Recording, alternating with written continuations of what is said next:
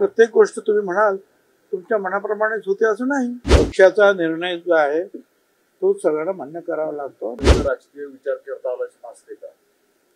अहो पण त्यांचा काय प्रश्न आहे? अजितदादांनी कुठे काय म्हटलंय? हे आमचे मंत्रिमंडळातले कोर ग्रुपचे जे लीडर्स आम्ही बसलो होतो त्यांनी ठरवलेलं आहे. त्याच्यामध्ये अजितदादांना बोलण्यात काय अर्थ आहे? त्यांचा निर्णय थोडाच आहे. हा निर्णय आमच्या सगळ्यांचा निर्णय आहे. परंतु पक्षाच्या कार्यप्रणालीच्या निर्णयावरती तुम्ही नाराज आहात का? जो पक्ष माझ्या तोंडावरून दिसतंय काय तुम्हाला नाराज?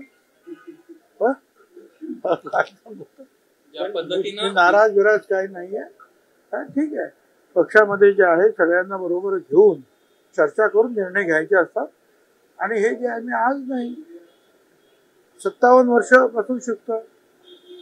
शिवसेनेत असताना सुद्धा, पवार साहेबांबरोबर असताना, काँग्रेसमध्ये असताना सगळ्यांना बसून हे निर्णय घ्यायचे असतात. त्याप्रमाणे ते घेतलेले आहे. आणि त्यामुळे प्रत्येक गोष्ट तुम्ही म्हणाल तुमच्या मनाप्रमाणेच होते असं नाही. खरं तर उमेदवार ज्यावेळेस आपण जाहीर करतो त्यावेळेस त्या उमेदवाराला वेळ मिळणं अपेक्षित असतं. या प्रकरणात जर पाहिलं तर जाणीवपूर्वक अद्याप उमेदवारच जाहीर केलेला नाही. याचा अर्थ ठरला होता. वेळ काय मिळायची त्याच्यामध्ये? काय प्रचार करायला जायचं काय कुठे? सगळे आमदारच मतदान करणार आहेत सगळे. आणि तुम्हाला कल्पना आहे महायुतीचे आमदार जे आहेत हे फारच मोठ्या प्रमाणामध्ये आहे. सहजच निवडून येतील. मला वाटत नाही की विरोधी पक्षातर्फे कोणी फॉर्म भरेल असं वाटत नाही. आता तरी वाटत नाही. एकंदरीत पक्षामध्ये कुठेतरी नाराजी वाटते का? एक गट असं देखील म्हणतोय की सुनीता पवारांना अशा ज्या पद्धतीने उमेदवारी देण्यात आलेली आहे, जवळपास 13 जण तुमच्याकडे इच्छुक होते. असं असताना त्या सर्वांना बाजूला केलं आणि सुनीता पवारांना मध्येच एंट्री दिली. मागे प्रफुल्ल पटेलांच्या वेळेस देखील अशाच पद्धतीची परिस्थिती होती. हेच सगळे उमेदवार त्यावेळेस इच्छुक होते. त्यावेळेस देखील अशाच पद्धतीची नाराजी बाकीच्या उमेदवारांची पाहायला मिळाली. आता तुम्ही सांगितलं की नाही 13 लोक जे आहेत इच्छुक होते. आता 13 लोकांना उभं करणं शक्य आहे का? कुणाला तर एकालाच आपण करणार ना. सगळ्यांनी तो निर्णय घेतला की त्यांना उभं करा. असंही सुरू होतं की जे पराभूत उमेदवार आहेत त्यांना बॅकडोर एंट्री कशासाठी दिली जाते असंही काही करू. पक्षाचा निर्णय जो आहे तो सगळ्यांना मान्य करावा लागतो आणि आम्ही तो निर्णय घेतलेला आहे. पण या पक्षामध्ये इच्छुक होतात. अजूनही एक खासदारकी बाकी आहे. पियुष गोयलवाली एक खासदारकी अजूनही बाकी आहे. तुम्ही देखील इच्छुक होतात. तुम्ही परत दावा करणार आहात का? कारण नितीन पाटील यांना ही खासदारकी दिवस अजित पवारांना घोषित केला आहे. या पक्षाचा निर्णय हे तो मान्य करावा लागतो ना. ज्यावेळेला तुम्ही एखाद्या पक्षामध्ये काम करा, मी काय अपक्ष नाही आहे. मी माझ्या मनाप्रमाणे निर्णय घेईल आणि तो अंमलात आणेल. पक्ष तो निर्णय घेईल. पक्षाचा कार्यकर्ता, पक्षाचा एक मंत्री म्हणा, नेता म्हणा, काही म्हणा, पक्ष जो ठरवेल त्याप्रमाणे आपल्याला वागावं लागतं. त्याप्रमाणे काम करावं लागतं. काही कंपल्शन्स असतात पक्षाची सुद्धा कोणाला तरी उभं करण्याच्या बाबतीमध्ये. तुमच्या पक्षामध्ये प्रफुल्ल पटेल, सुनील तटकरे आणि अजित पवार हे प्रायव्हेट प्रॉपर्टीगत पक्ष चालवतात असं वाटत नाही का? ज्या पद्धतीने सर्व निर्णय क्षमतेत तुम्हाला डावललं जातंय, तुम्ही ज्येष्ठ असून देखील. काल बोलवलं होतं ना संध्याकाळी. मला काल होतं ना संध्याकाळच्या मीटिंग मध्ये मी. मग कुठे डावला मला?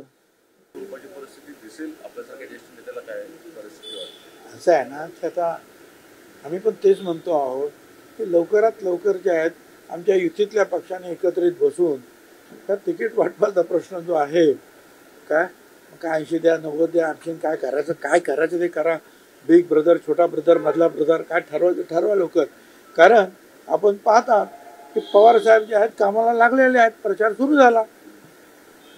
तशा प्रचाराला तर आपण सुरुवात करावी लागेल. नंतर आपण परत तेच आपलं बसतो आपण गुऱ्हाळ करीत चर्चेचं तर परत अडचण देऊ. एवढंच माझं म्हणणं आहे. एक प्रश्न आहे. ऑर्गनायझर मधून अजित पवारांवरती टीका केली की अजित पवारांना सोबत घेतल्यामुळे भाजपचं नुकसान झालेलं आहे. RSSचं मुखपत्र आहे ऑर्गनायझर, त्याच्यामधून ही टीका झाली. असं आहे की त्यांनी सगळ्यांना अनेकांवर टीका केलेली आहे. काही लोकांनी तर ते काँग्रेसचे लोक तुम्ही का घेतलेत याच्यावर सुद्धा टीका केलेली आहे. घेतलेत ना काँग्रेसचे अशोकराव चव्हाण घेतले. ते देवरांचा मुलगा जो आहे तो मिलिंद देवरा त्यांना घेतलं. त्यांना पदावर सुद्धा बसवलं राज्यसभेच्या वगैरे. आणि आम्हाला सुद्धा असं एकूण जे आहेत ते म्हणतायत ते बरोबर आहे, पण मला त्यांना असं म्हणायचं आहे की बा हे महाराष्ट्राचं तुम्ही सांगता, भारतातल्या इतर ठिकाणी काय झालं? फक्त महाराष्ट्रातच थोडा सेटबॅक बसला का? इतर ठिकाणी सुद्धा थोडासा बराचसा सेटबॅक बसलेला आहे. म्हणून तर मग हे जे आहेत नितीश कुमार आणि त्या चंद्राबाबू वगैरे त्यांना घेऊन जे आहे सगळं व्यवस्थित सरकार करावं लागलं, जे आहे अलायन्स तो धक्का सगळीकडे बसलेला आहे.